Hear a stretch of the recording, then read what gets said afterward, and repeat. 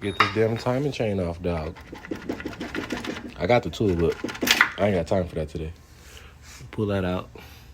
Once that's out, you see a little timing gear right here. Set that down. That's right there. Then you have a T45 right there. Take that out. You have a T30 through here. T30, screw that out.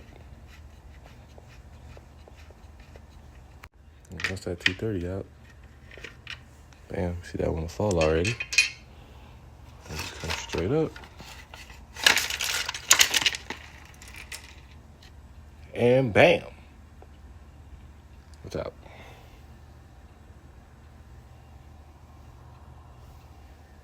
Now that's out. You can see the oil pump and all that.